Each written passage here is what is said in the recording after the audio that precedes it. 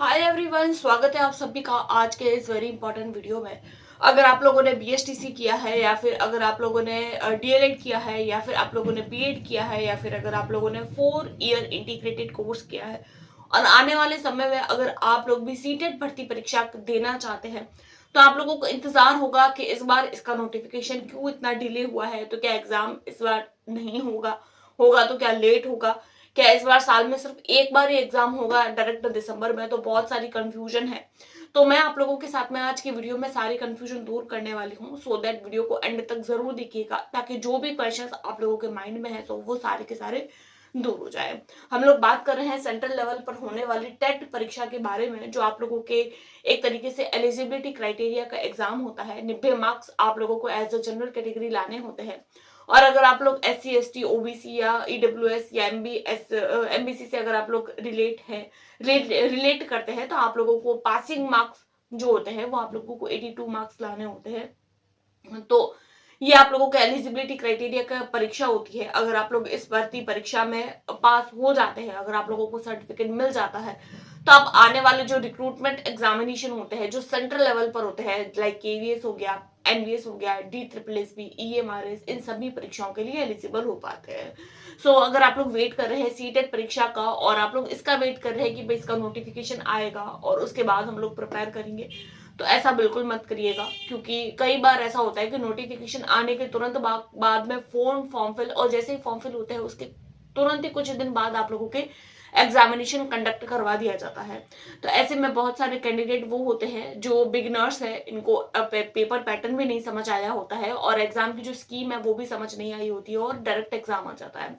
ऐसे में बहुत सारे कैंडिडेट फेल भी होते हैं। तो बात करेंगे हम एक एक करके कि किस तरीके से आप लोग इसको पास कर सकते हैं, एग्जाम की स्कीम क्या रहती है, पेपर पैटर्न क्या रहता है, नोटिफिकेशन, एग्जामिनेशन, सबके बारे में। तो अगर मैं बात करूं सीटेट परीक्षा की, तो देखिए सीटेट परीक्षा जो होती है वो साल में 2 बार कंडक्ट करवाई जाती है। एक एग्जाम होता है आप लोगों के जुलाई के महीने में और एक एग्जाम होता है आप लोगों के दिसंबर के महीने में। अगर हम लोग बात करें जुलाई वाले परीक्षा की, तो उसका जो नोटिफिकेशन है वो आप लोगों के, अगर मैं पिछली बार 2024 जुलाई में जो पेपर हुआ था उसके अगर हम मैं फॉर्म फिल की बात करूं तो वो आप लोगों के 14 मार्च के आसपास उसके फॉर्म फिल हो चुके थे। और उसके बाद में यानी 14 मार्च के आसपास आप लोगों के नोटिफिकेशन आ गया था। लेकिन इस बार मार्च कंप्लीट निकल चुका है, अभी तक नोटिफिकेशन आया नहीं है।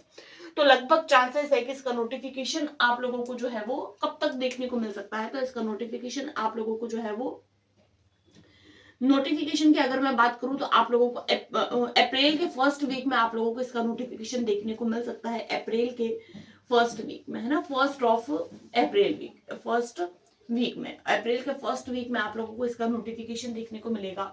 और फॉर्म फिल कहीं ना कहीं आप लोगों को 15 अप्रैल के बाद में आसपास आप लोगों को देखने को मिल सकते हैं। और एग्जाम जो है वो आप लोगों के जुलाई में ही होगा, ये बात कंफर्म है। क्योंकि साल में 2 बार होता है, एक दिसंबर में और एक एग्जाम होता है आप लोगों के जुलाई में। एग्जाम आप लोगों के जुलाई में ही होगा, चाहे आप लोगों के स्टार्टिंग में हो। देखिए अगर मार्च के स्टार्टिंग में अगर नोटिफिकेशन आता है, फॉर्म फिलिंग होते हैं, तो कहीं ना कहीं आप लोगों को जुलाई के स्टार्टिंग में देखने को मिल जाता है, 1 जुलाई, 2 जुलाई। लेकिन कई बार ऐसा हुआ है कि आप लोगों को 7 जुलाई को, कई बार 8 जुलाई को, 15 जुलाई को, कई बार अगस्त में भी ये पेपर शिफ्ट हुआ है। लेकिन अगर अप्रैल के स्टार्टिंग में अगर आप लोगों को नोटिफिकेशन देखने को मिल जाता है तो कहीं ना कहीं मिड जुलाई तक, जुलाई के भी मिड में आप लोगों को इसका एग्जाम देखने को मिल जाएगा अगर अप्रैल के फर्स्ट वीक में आता है। तो अगर अप्रैल में नोटिफिकेशन आता है तो अप्रैल, उसके बाद में मई और उसके बाद में जून, तो ज्यादा समय होगा नहीं। क्योंकि ये जो एग्जाम है इसका डिफिकल्टी लेवल अब काफी बढ़ा दिया गया है। अब वो एग्जाम का पैटर्न नहीं रहता है जो पहले रहा करता था। तो अगर आप लोग सोच रहे हैं कि भाई मैं तो सीटेट का एग्जाम देना चाहता हूँ, तो आप लोग अभी से अपनी तैयारी को स्टार्ट कर सकते हैं।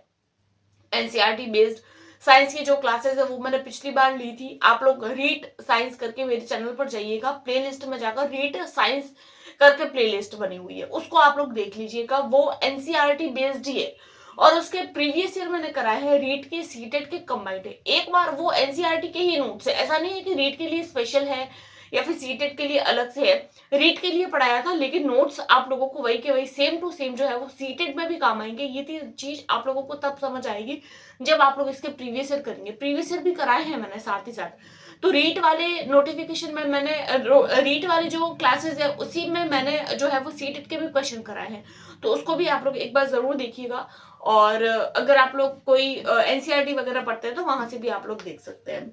उसके बाद में हम लोग बात करते हैं एग्जाम पैटर्न की, क्या इसका एग्जाम पैटर्न रहता है, तो उसके बारे में, क्योंकि बहुत सारे कैंडिडेट ऐसे हैं जो फर्स्ट टाइम ये एग्जाम दे रहे हैं, बिगिनर्स है, या फिर बहुत सारे कैंडिडेट ऐसे हैं जो पहले भी इस परीक्षा को दे चुके हैं, लेकिन कुछ ऐसी पर्टिकुलर रीजंस हैं जिनकी वजह से वो कैंडिडेट इस एग्जाम में पास नहीं हो पाते। तो क्या उनके रीजंस है पास ना होने के, उसके बारे में भी बात करेंगे। तो देखिए, ये जो एग्जाम होता है वो आप लोगों के 2 लेवल में होता है। एक होता है आप लोगों का लेवल 1, दूसरा होता है लेवल 2। 150 मार्क्स का ये आप लोगों का एग्जाम होता है। 150 नंबर का पेपर होता है। नेगेटिव मार्किंग आप लोगों को इस परीक्षा में देखने को नहीं मिलती है। नेगेटिव मार्किंग नहीं होता है, ओनली पासिंग मार्क्स लेकर आने हैं। 90 नंबर आने हैं जनरल, अदरवाइज आप लोगों को 82 मार्क्स लेकर आने हैं। अब हम लोग बात करते हैं 5 सब्जेक्ट इसमें भी पूछे जाते हैं और 5 सब्जेक्ट आप लोगों के इसमें भी पूछे जाते हैं। 5 सब्जेक्ट पूछे जाते हैं इसमें आप लोगों के। देखिए, अगर मैं लेवल 1 की बात करूं तो लेवल 1 में सीडीपी आता है आप लोगों के, चाइल्ड डेवलपमेंट एंड पेडागोजी। उसके बाद में अगर मैं बात करूं, यहाँ पर आप लोगों की ईवीएस पूछा जाता है। मैथ्स सब्जेक्ट आप लोगों के पूछा जाता है। लैंग्वेज 1 आता है और लैंग्वेज 2 आता है। 5 सब्जेक्ट पूछे जाते हैं। ईच पोर्शन जो होता है वो आप लोगों के 30 मार्क्स का हो जाता है। 5 सब्जेक्ट और हर एक पोर्शन आप लोगों के 30 नंबर का है। उसी तरीके से यहाँ पर अगर हम बात करें तो यहाँ पर भी 5 सब्जेक्ट होते हैं। सीडीपी होता है, लेवल लैंग्वेज 1 होता है, लैंग्वेज 2 होता है। 2 लैंग्वेज होती है, 2 भाषा पूछी जाती है। उसके अलावा अगर आप लोगों ने बीएससी किया है, साइंस एंड मैथ्स 2 सब्जेक्ट पूछे जाते हैं। और अगर आप लोगों ने बीए या फिर बीकॉम किया है तो आप लोगों को एसएसटी का पेपर देना होगा। ईच पोर्शन अगर अगेन आप लोगों से 30 मार्क्स के होते हैं। 30 नंबर के ये पोर्शन होते हैं। यहाँ पर साइंस और मैथ्स दोनों 30 के होता है, टोटल मिला के 60। और यहाँ पे एसएसटी टोटल 60 मार्क्स का पूछा जाता है। ये हो जाता है आप लोगों के मार्क्स।